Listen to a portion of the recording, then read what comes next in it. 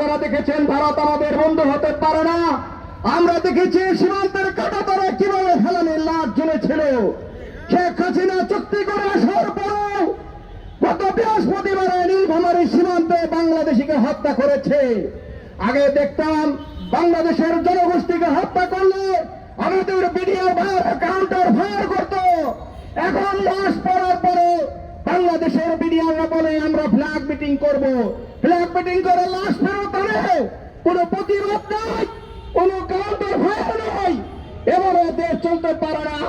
বাংলাদেশের মানুষ দেখেছে এদেশের সরকারের রাষ্ট্র প্রশ্রয়ে বেনজির সহ জেনারেল আজিজ সহ মতিউর সহ হাজার হাজার কোটি টাকা বাংলাদেশ থেকে পাচার করে নিয়েছে।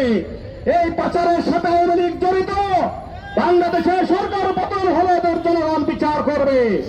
আসেন আগামী দিনে এই সমস্ত অবৈধ সরকার, জালেম সরকার, বাকশালী সরকারের বিরুদ্ধে, সকল প্রকার অবৈধ চুক্তির বিরুদ্ধে আমরা সারা দেশব্যাপী জনগণদের নিয়ে দুর্বার আন্দোলন করে তুলব ইনশাল্লাহ।